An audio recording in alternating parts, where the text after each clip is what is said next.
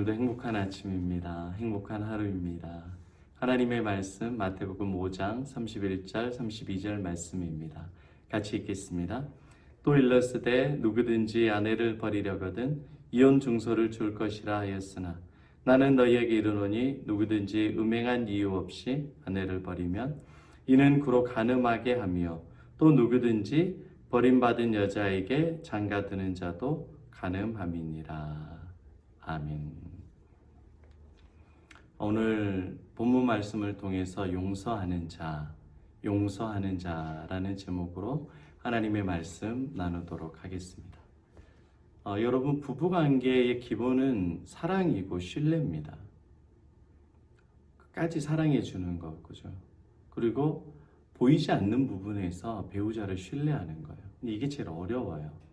부족한 게 있는데 사랑해 주고 의심이 드는 것이 있는데 신뢰해 주는 것 정말 어렵습니다. 인간의 마음은. 그런데 사랑과 신뢰를 한 번에 깨어버리는 게 간음입니다. 간음. 제일 사랑하니까 결혼을 한 거잖아요. 그래서 서로 책임져 주고 이해해 주고 같이 견디자라고 하는 건데, 이 간음이라는 것은 몸, 마음, 영혼까지 다 뺏겨버리는 겁니다. 이거는 부부간에 있어서 제일 견디기 힘들고 어려운 부분이에요. 다른 것들은 어느 정도 용서할 수 있지만 이 간음은 정말 용서하기가 어려운 부분 중에 하나입니다. 왜냐하면 배신이기 때문에 그래요. 배신. 내가 가장 신뢰하고 의지하고 믿었던 사람이 나에게 그런 아픔을 주고 상처를 주고 가슴에 빗으로 꽂는 것 같은 괴로움을 주는 겁니다. 이럴 때는 용서가 안 되죠.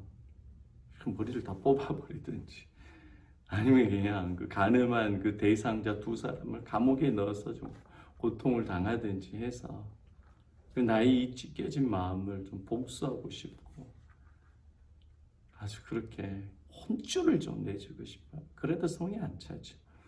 한 번 잃어버렸던 신뢰와 아픔이 어떻게 회복이 되겠어요? 어렵죠. 같이. 간음에 있어서는 정말 회복이 안 돼요. 그러니까 그렇게 안 되면 서로 평생 원수로 살지 말고 하나님과의 원수로도 살지 말고 그렇게 하면 이혼 중소를 줘서 간음한 영거면 이게 이혼을 허용해라 라고 성경에 표면적으로는 그렇게 말씀해주고 있습니다.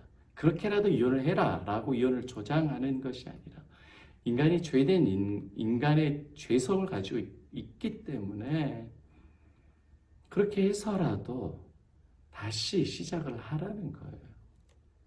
그만큼 이 간음이라는 거는 부부 사이를 갈라놓는 거고 절대로 용서하기 힘든 부분입니다. 그런데 여러분, 우리는 그런 마음을 늘 가지고 살아요. 결혼을 했다고 해서 의욕이 없어지는 게 아닙니다. 결혼을 해서 배우자가 있는데도 다른 배우자가 더 마음에 들어 보이는 거예요. 다른 이성이 사랑스러워 보이고 성적인 매력이 더 있어 보이는 거예요. 이게 죄를 가지고 있는 인간의 마음입니다. 늘 우리를 깨뜨리려고 하고 사탄을 공격해서 하나님과 관계를 깨뜨리려고 해요. 늘 우리의 약한 부분을 사탄이 찌른다는 거죠. 그래서 음욕에 넘어질 때가 한두 번이 아닙니다. 기독교에서는 그것을 굉장히 좀 귀하게 보죠. 가정을 귀하게 여기고 부부의 관계를 귀하게 여기기 때문에 간음이나 그런 부분들을 굉장히 중요시하게 죄악시하는데 세상도 그렇게 죄악시 여겨요. 그렇지만 간통법이 없어져 버렸어요. 왜 없어졌어요? 헌법재판소에서 없어버렸어요. 왜 그렇죠? 대법원에서 사회적으로 합의가 된 거예요. 다 그렇게 산다는 거죠. 100%는 아니죠. 대부분이 딴 남자, 딴 여자 만나서 내 배우자 말고 그렇게 사는데 아니 그건 자유가 아니냐. 이미 사회 문화가 그런데 간통법이 왜 필요하냐. 다 그렇게 사는데 시민법이라는 것 자체가 시민의 동의를 기반으로 만들어지기 때문에 대부분이 그렇게 살면 죄가 아닌 거예요. 성경은 죄라고 말하고 있죠. 무서운 시대 살고 있어요. 성경적 세계관과 세상의 세계관이 계속 이제 대립되고 대치되는 그런 상황에 우리가 살고 있는 겁니다. 그런데도요, 뭐 교회 아니든 세상이든지 간에 이 가늠한 거는 용서가 안 돼요. 부부의 관계를 깨뜨리고 자식들에게 상처를 주고 또 하나님에 대한 원망도 가득하기 때문에 그렇습니다. 근데 여러분, 인간의 사랑은 그렇게 늘 배신하고 버리고 이혼하고 간음하고 죄 가운데 살아가는 게 인간의 사랑입니다. 늘 그것을 하기 싫고 안 했으면 좋겠지만 죄성이 계속해서 본능이 살아가요.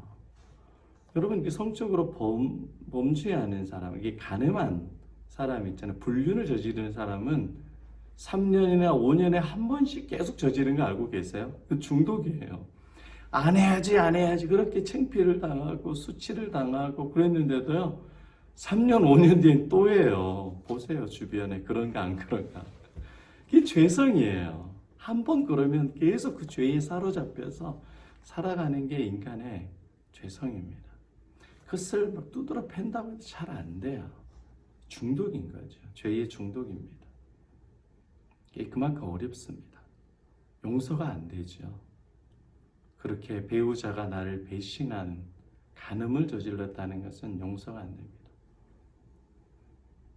여러분, 그런데 예수님은 그렇게 간음한, 세상과 간음한 우리들을 용서해 주시고, 세상과 간음한 우리를 찾아와 주시고, 세상과 간음한 우리를 따뜻한 말로 위로해 주시고 다시 살아갈 수 있도록 생명을 주신 분이 예수님이셔요. 내가 간음해서 내가 심판받고 내가 지옥에 들어가야 되는데 예수님이 대신 고통당하고 대신 십자가에 못 박혀 죽으시고 지옥 강화로 지옥에 고통을 주님께서 당하시고 우리에게 영원한 천국과 영생을 주신 분이 예수님이십니다. 우리의 참 신랑 되신 예수님이에요. 호세아와 고멜과 같이 고멜이 음탕한 여인입니다. 나중에 또 장녀로 팔려가요. 그런데도 호세아는 찾아가서 그 여인을 따뜻한 말로 위로하고 데려오는 거예요. 용서해 주는 겁니다. 참 사랑은 용서해 주는 거예요. 인간의 사랑은 한계가 있고 미워하고 네가 간음해서 끝이야. 죽이고 저 사람을 죄인 만들어서 저 사람이 이혼했대. 이혼한 가정이래. 죽이고 심판하고 못지라는 게 인간의 죄성인데 예수님은 허물을 덮어주는 거예요. 예수님의 사랑은 용서해 주는 겁니다. 그런데 우리는 떠벌려요. 용서는커녕 배우자가 간음하잖아요. 떠벌려요. 특별히 남편이 많이 그러잖아요. 남편이 간음하고 조그만 실수가 있으면 아내들은 못 견디고 남편의 잘못을 세세하게 다 이야기해 다른 사람 앞에서 제일 미련한 여자입니다. 그렇게 하지 마세요. 그렇게 하면 하나님께서 싫어하는 겁니다. 자기 자신을 보지 못하는 거예요. 영적 어린아이예요. 그 남편은 의기양양하죠. 그렇게 하면 안 된다 그러니까. 그 원인 제공을 누가 했는데? 우리 남자들이 한 거죠. 남자들이.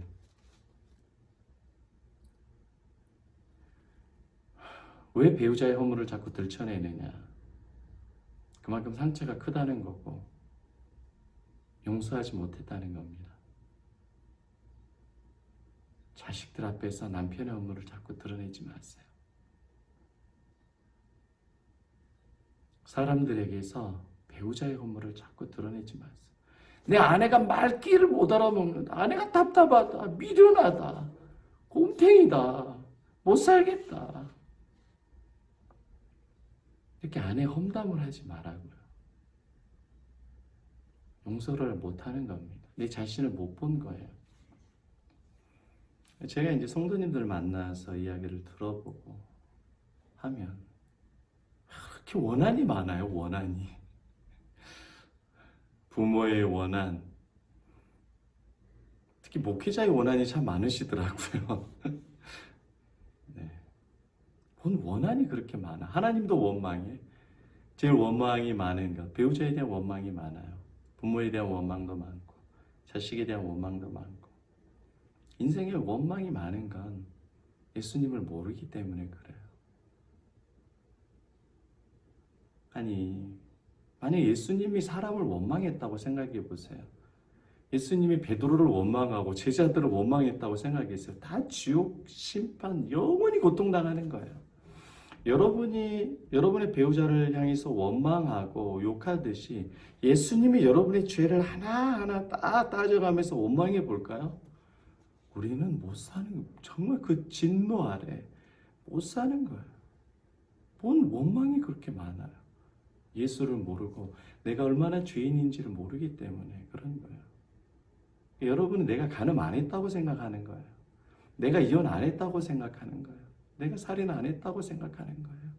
예수가 내 죄 때문에 죽었다고 생각 안 하는 거예요. 내가 예수의 손에 못자국을, 내가 못을 박았다고 생각 안 하는 거야.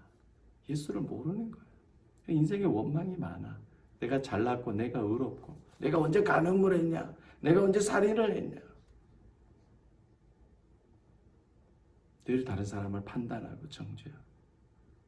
여러분, 이 심각한 잘못을 여러분 깊게 회개해야 돼요.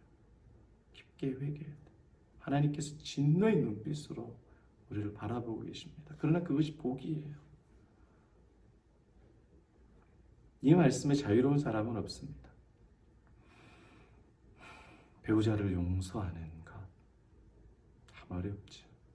그런 여러분 자신을 용서하는 거예요. 배우자를 용서하는 게 여러분 자신을 용서하는 겁니다. 그것이 여러분 자신이 사는 길이에요. 예수께서 나를 용서하시고 사랑하시고 나를 책임지시는 그 사랑으로 깊게 여러분 나아가면 배우자를 용서할 수 있어요. 내 부모를 용서할 수 있어요. 그것은 우리의 힘으로는 안 돼요. 내가 용서해야지 안 돼요. 예수의 사랑을 깊게 묵상할 때만 돼요. 인간적인 사랑을 묵상하면 절대 용서가 안 돼요. 찢어 죽여야지.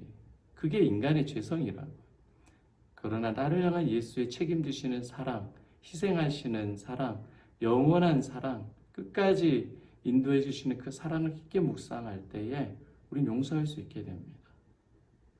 그러한 예수의 사랑으로 용서의 마음을 달라고 여러분 주님 앞에 부르짖기를 바랍니다.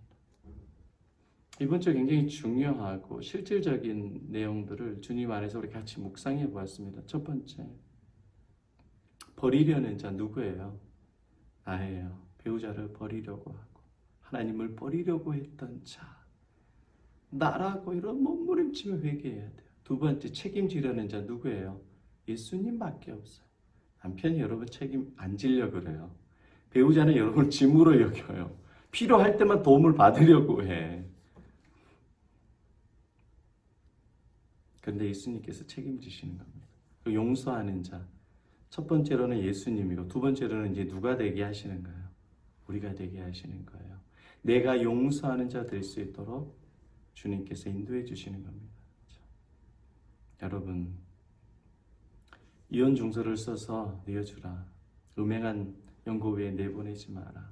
이런 사랑과 결혼과 이혼에 대한 전체적인 흐름은 다 인간의 사랑으로는 안 되고 예수님의 사랑으로만 해결될 수 있는 겁니다.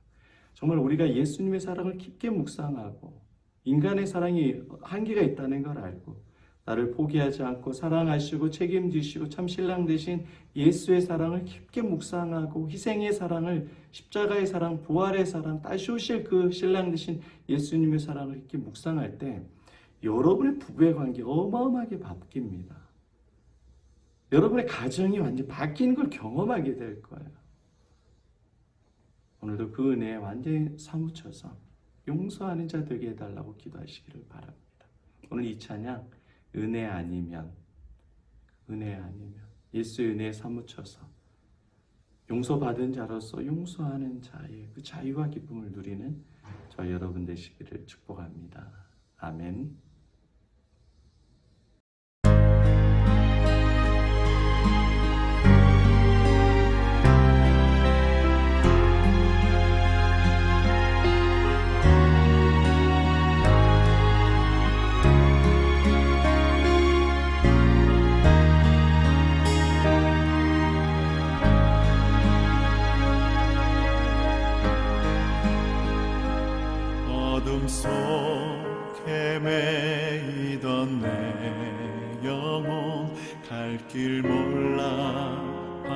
멸망할 때에